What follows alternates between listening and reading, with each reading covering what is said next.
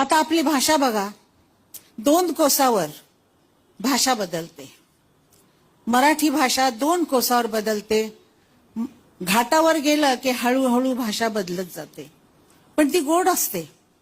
कोल्हापूरला जाल तर तुम्ही ती भाषा कशी असते बघा.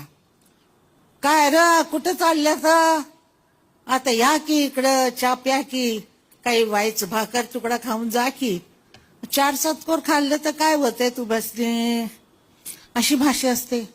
मी इंदोरला गेले, तिकडं काय ग तू कुठं आलीस ग, आता माझ्या घरी येतेस का ग, तू खाणार काय, जेवायला करू का, अशा माझ्या दातातल्या म्हणजे भाषा आहेत त्या विचारतात.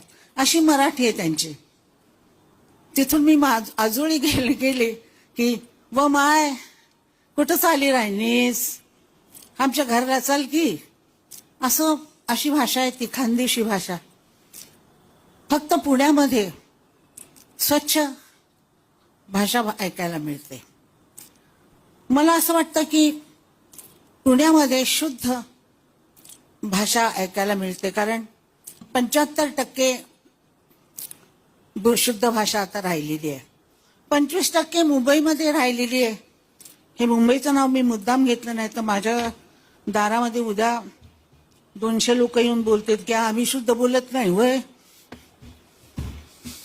म्हणून मला असं वाटतं की शुद्ध भाषा ही तुम्ही वाचनामुळे होते. मला असं वाटतं की मराठी भाषा तुम्हाला जर टिकवायची असेल तर तुम्ही म्हणजे आई मराठी बोलली पाहिजे.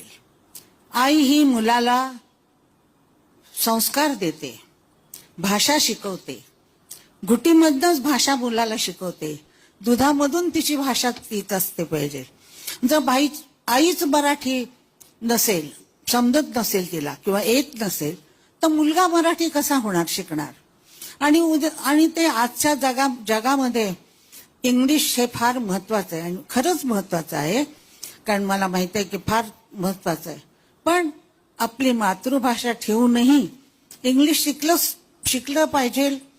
तर मातृभाषा तर येऊच शकेल ना आईनं बोलली तर मी असं सांगते की आजकाल मराठी लोक मराठी घरात न बोलताना इंग्लिशच बोलतात.